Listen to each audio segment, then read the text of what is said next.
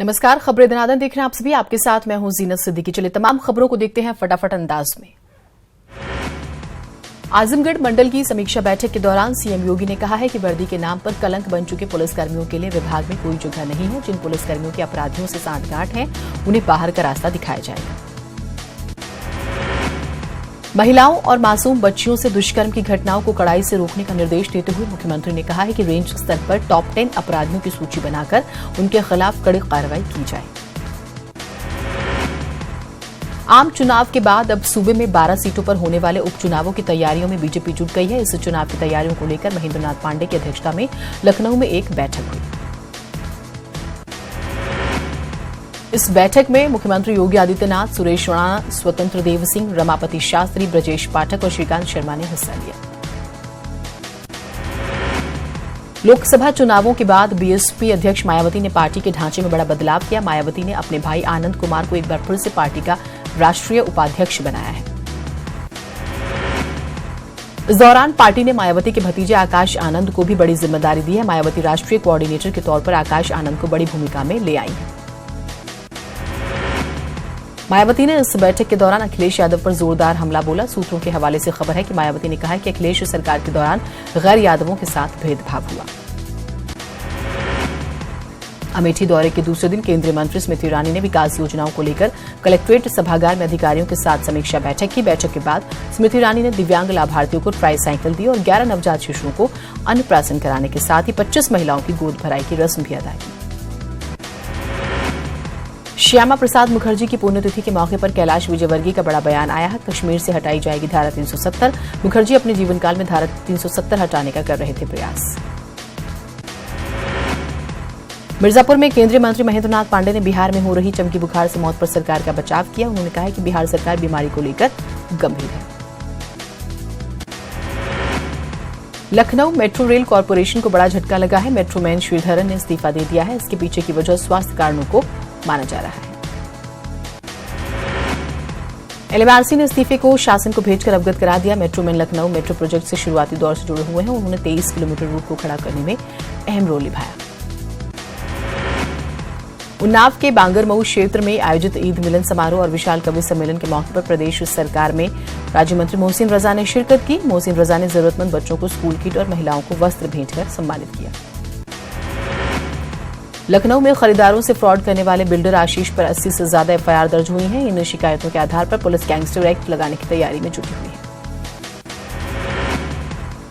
आजमगढ़ जिले के बिलरियागंज थाना क्षेत्र के धरहरा गांव में जहरीली ताड़ी पीने से एक महिला की मौत हो गई और 3 युवतियों समेत आधा दर्जन लोगों के गंभीर रूप से बीमार होने के मामले में पुलिसकर्मियों पर गाज गिरी।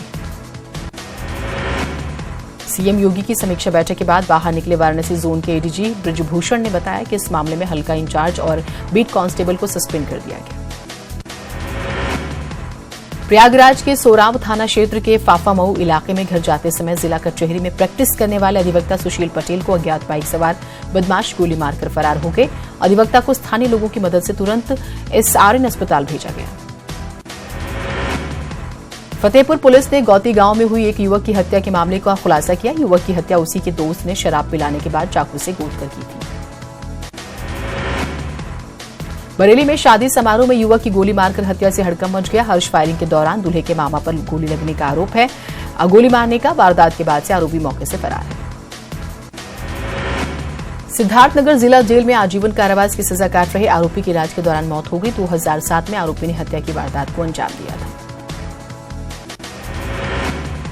अयोध्या के गोसाईगंज थाना क्षेत्र में एक महिला ने प्रेमी के साथ अपने अवैध संबंधों को छिपाने के लिए बहन की हत्या कर दी। इस मामले में पुलिस ने प्रेमी और प्रेमिका को जेल भेज दिया।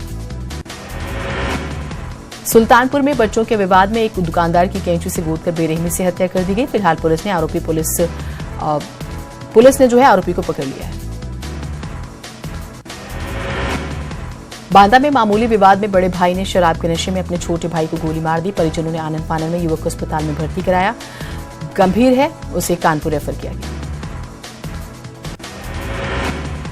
मेरठ के परतापुर क्षेत्र के रिठानी क्षेत्र में पुलिस और बदमाशों के बीच मुठभेड़ हुई, जिसमें 25,000 का इनामी बदमाश गिरफ्तार हुआ। बदमाश परतापुर का रहने वाला है, जो कई मामलों में वांछित चल रहा था। बरेली के विशारतगंज थाना क्षेत्र के अखा गांव में ग्राम प्रधान के भतीजे की हत्या के मामले में गिरफ्तार आरोपी रामबीर ने फांसी लगाकर खुदकुशी कर ली। आनंद फानन में इंस्पेक्टर शोएब खान, मुंशी और होमगार्ड को सस्पेंड किया गया। सहारनपुर में कुतुबशेर के अंबाला रोड पर वाहन चेकिंग के दौरान पुलिस और बदमाशों के बीच मुठभेड़ हो गई, जिसमें एक बदमाश घायल हो गया, जिसे पुलिस ने पकड़ लिया। रामपुर में 6 साल की मासूम से रेप और हत्या के आरोपी नाजिल को पुलिस ने मुठभेड़ के बाद गिरफ्तार किया। सिविल लाइन इलाके में 1.5 महीने से लापता बच्ची का शव एक निर्माणाधीन मकान से मिलने पर सनसनी फैल गई थी। हापुड़ के शहर कोतवाली क्षेत्र में स्विमिंग पूल में नहाने को लेकर 2 पक्षों में जमकर खूनी संघर्ष हुआ। पुलिस चौकी के सामने आधे घंटे तक दोनों पक्षों की तरफ से धारदार हथियार चलते रहे, लेकिन पुलिस ने उन्हें रोकने की जहमत नहीं उठाई। मथुरा में गोविंदनगर पुलिस ने 2 ऐसे ठग भाइयों को गिरफ्तार किया है जो लोगों को अमीर बनाने का सपना दिखाकर करोड़ों की ठगी कर चुके हैं। हाई प्रोफाइल दोनों भाइयों पर पुलिस ने 15-15 हजार का इनाम घोषित कर रखा था। गोरखपुर पुलिस ने चर्चित सुपारी लूटकांड में वांछित 2 बदमाशों को गिरफ्तार किया है। साथ ही लूटी गई 48 लाख कीमत की 16 टन सुपारी को भी बरामद किया है। इस तरह पुलिस ने अब तक करीब 1 करोड़ रुपए की सुपारी बरामद की। मेरठ के थाना मेडिकल क्षेत्र के शास्त्री नगर इलाके में पुलिस ने एक घर में छापा मारकर सेक्स रैकेट का खुलासा किया है। इस दौरान 4 लोगों को पुलिस ने गिरफ्तार किया। सोनभद्र पुलिस ने अलग अलग थाना क्षेत्र से 300 ग्राम हेरोइन बरामद की है, जिसकी बाजार कीमत लगभग 30 लाख रुपए है। सीतापुर कोतवाली क्षेत्र में एक एटीएम मशीन पर चोरों ने हाथ साफ कर दिया है। इस एटीएम मशीन से 7 लाख रुपए की चोरी कर आरोपी फरार हो गए। मथुरा में मांड पुलिस ने एक्सप्रेसवे पर 25 लाख की अवैध शराब बरामद की है। इस शराब को तस्कर हरियाणा से बिहार ले जा रहे थे।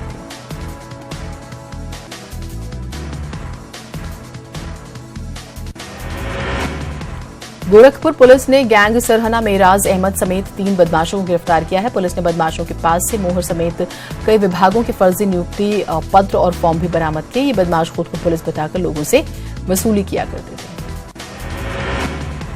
बस्ती में कब्रिस्तान में बने टीन शेड के पाइप से एक युवक की फंदे से लटकती लाश मिलने से सनसनी फैल गई। सूचना पर पहुंची पुलिस ने शव को नीचे उतारकर पोस्टमार्टम के लिए भेज दिया। अभी तक युवक की पहचान नहीं हो सकी है। शामली जनपद की कैराना पुलिस ने डकैती की योजना बना रहे 4 शातिर डकैतों को गिरफ्तार किया, जिनके कब्जे से पुलिस भारी मात्रा में अवैध असलहा बरामद कर चुकी है। पकड़े गए सभी आरोपी पर कैराना में एक सराफा व्यापारी के यहां डाका डालने का आरोप था। शामली पुलिस ने एक शातिर शराब तस्कर को भी गिरफ्तार किया है, जो अपने ट्रैक्टर ट्रॉली से हरियाणा से अवैध शराब की तस्करी करता था। पुलिस ने आरोपी के कब्जे से 50 पेटी अवैध शराब बरामद की है। दरवेश हत्याकांड के आरोपी मनीष शर्मा का आगरा में अंतिम संस्कार किया गया। इलाज के दौरान आरोपी मनीष की मेदांता अस्पताल में मौत हो गई थी। आगरा कोर्ट परिसर में मनीष ने यूपी बार काउंसिल के चेयरपर्सन दरवेश यादव की गोली मारकर हत्या की थी। अमेठी में कच्ची दीवार गिरने से 2 बच्चों की मौत हो गई। सीएम योगी ने शोक जताया है।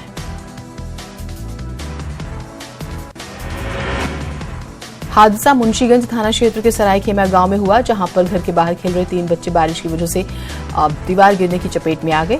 2 बच्चों की मौके पर मौत हो गई थी। कानपुर में कार सवार रईसजादे ने पहले एक बाइक को टक्कर मारी, जिसमें 2 युवक गंभीर रूप से जख्मी हो गए। इसके बाद अस्पताल के पास एक महिला डॉक्टर को भी टक्कर मारी। कानपुर के घाटमपुर थाना क्षेत्र में एक वैन और ट्रक की टक्कर में 3 लोगों की मौत हो गई, जबकि 5 लोग गंभीर रूप से जख्मी हो गए।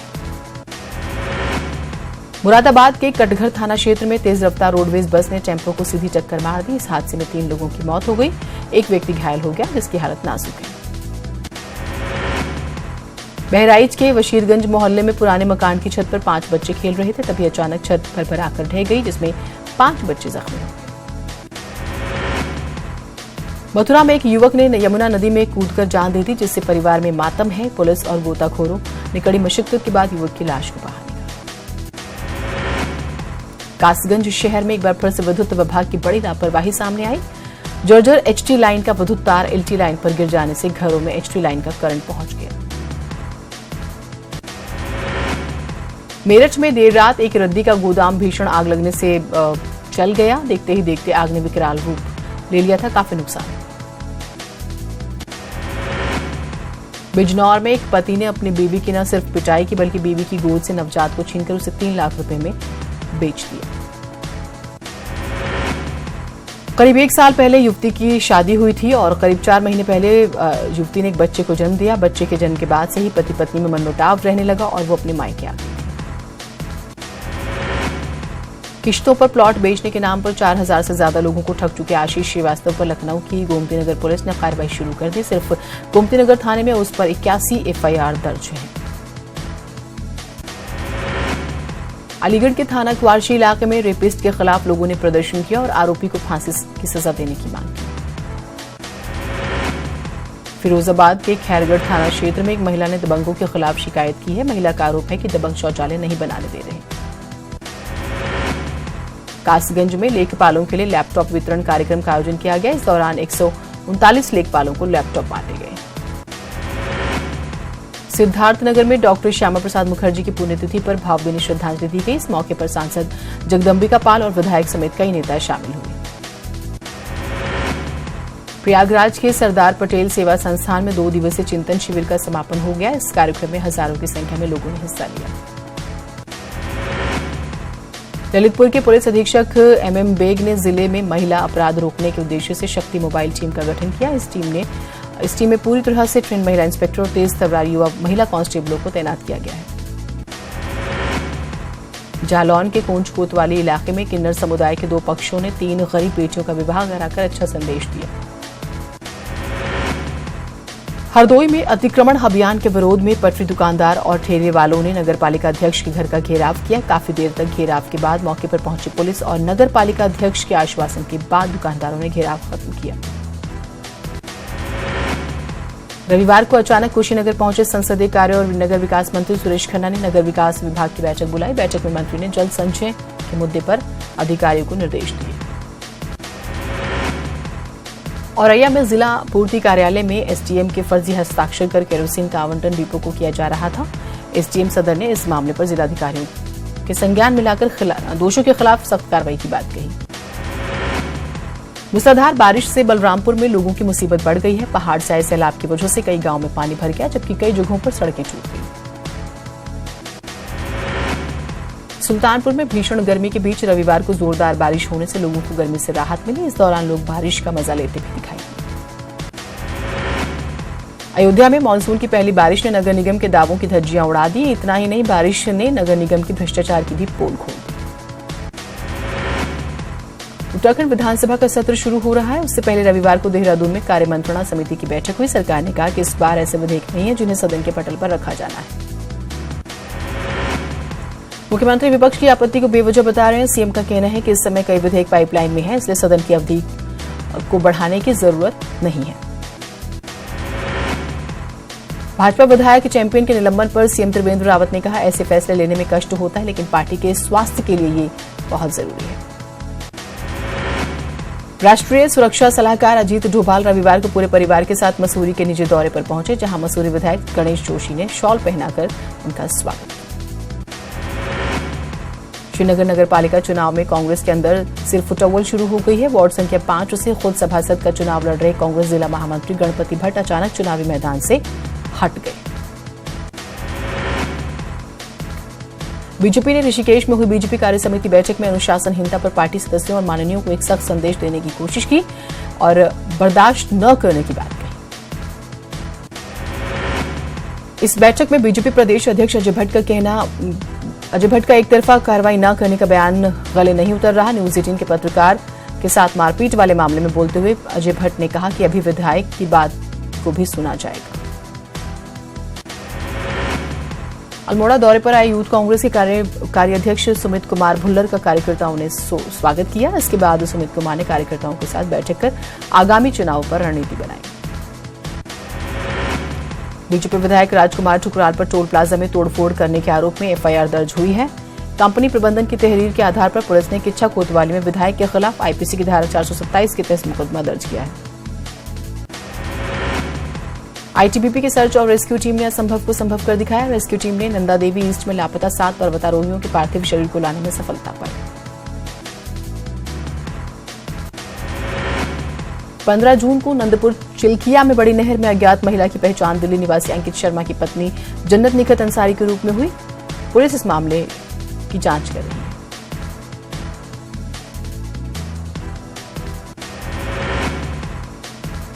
पतंजलि में नौकरी दिलाने के नाम पर 27 लाख की ठगी की गई। पतंजलि के एमडी राकेश कुमार मल्होत्रा पर ठगी का आरोप है, जिसके बाद एमडी सहित 8 लोगों पर मुकदमा दर्ज किया गया। प्रदेश में एक्सीडेंट का ग्राफ जिस तेजी से बढ़ रहा है, परिवहन विभाग उसकी परेशानियां भी बढ़ रही हैं। पिछले दिनों काटे गए ताबड़तोड़ चालान के बावजूद लोग रेस ड्राइविंग, मोबाइल पर बात करते हुए ड्राइविंग से लेकर शराब पीकर गाड़ी चलाते हुए पकड़े जा रहे हैं। 2018 में देहरादून विकासनगर ऋषिकेश में परिवहन विभाग ने 1633 चालान काटे, वहीं 2019 में 550 से ज्यादा चालान काटे गए हैं। मई तक की केंद्र सरकार ने उत्तराखंड को कोस्ट गार्ड रिक्रूटमेंट सेंटर के रूप में एक बड़ा तोहफा दिया। उत्तराखंड में जल्द ही देश का 6वां कोस्ट गार्ड रिक्रूटमेंट सेंटर खुलने जा रहा है। 42 करोड़ इसकी लागत होगी। डीजी कोस्ट गार्ड ने देहरादून पहुंचकर मुख्यमंत्री त्रिवेंद्र सिंह रावत के साथ मुलाकात कर उन्हें केंद्र की ओर से अनुमति पत्र सौंपा। बताया कि देहरादून के कुआंवाला में 5 बीघा जमीन पर यह सेंटर खोला जाएगा। उत्तराखंड में देश का सबसे बड़ा ट्यूलिप गार्डन बनने जा रहा है। पिथौरागढ़ के मोस्ट मानुष इलाके में यह गार्डन बनेगा। करीब 50 हेक्टेयर में यह गार्डन फैला होगा। सिडकुल अब राज्य में स्वास्थ्य संबंधित उपकरणों के निर्माण के लिए यूनिट लगाने की योजना तैयार कर रहा है। उत्तराखंड विशाखापट्टनम के बाद देश का दूसरा राज्य होगा जहां इस प्रकार की यूनिट लगाई जाएगी। उत्तराखंड सरकार अब फॉरेस्ट एरिया के बाहर मौजूद करीब 97 वेटलैंड अर्थात दलदली जमीन या जलाशयों का अधिग्रहण करने जा रही है। 2.25 हेक्टेयर या उससे अधिक क्षेत्र में फैले ऐसे करीब 178 वेटलैंड हैं। कॉर्बेट नेशनल पार्क में पर्यटकों के लिए अब कई नियम लागू किए गए हैं। अब पर्यटकों को ऑनलाइन बुकिंग कराते ही उन्हें जिप्सी का नंबर और उसके ड्राइवर का मोबाइल नंबर दे दिया जाएगा। उत्तराखंड में गोल्डन महाशीर मछली को बचाने की कवायदें तेज हो गई हैं। प्रदेश के विभिन्न नदियों में यहां मछली पाई जाती है। वहां मछलियों के बारे में जानकारी के लिए मछली में रेडियो टेलीमेट्री डिवाइस लगाई जा रही है। नैनीताल में रविवार को मौसम पल पल बदलता रहा। सुबह चटक धूप के साथ दिन की शुरुआत हुई, मगर कुछ ही घंटों में मौसम ने पलटी मारी और लोगों ने इसका जमकर लुत्फ उठाया। संसद भवन की नई बिल्डिंग में आज सीसीए की बैठक होगी। सीसीए की बैठक के बाद प्रधानमंत्री की अध्यक्षता में कैबिनेट मीटिंग भी होगी। उद्धव ठाकरे ने 53वें शिवसेना स्थापना दिवस पर सितंबर-अक्टूबर में होने वाले विधानसभा चुनाव के लिए शंखनाद कर दिया। शनिवार को औरंगाबाद और नासिक दौरे के दौरान उद्धव ने यह भी साफ कर दिया कि बीजेपी के साथ सीटों का गठबंधन 50-50 फॉर्मूले के तहत होगा।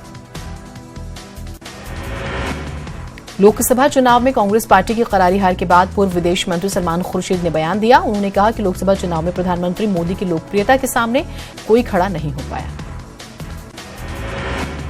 दिल्ली बीजेपी अध्यक्ष मनोज तिवारी को जान से मारने की धमकी मिली। मनोज तिवारी ने कहा कि शुक्रवार को उन्हें एक अनजान शख्स की तरफ से एक मैसेज मिला जिसमें उन्हें जान से मारने की धमकी दी गई। चमकी बुखार से बिहार भर में अब तक 167 बच्चों की मौत हो गई। इसमें मुजफ्फरपुर में 131, हाजीपुर में 11, समस्तीपुर में 5, मोतिहारी में 7, पटना में 1, शिवहर में 2, भागलपुर में 5, बेगूसराय में 1, भोजपुर में 1 और सीवान में 2 और बेतिया में 1 बच्चे की मौत है। और चले फिलहाल बुलेटिन में इतना ही, दीजिए इजाजत। नमस्कार।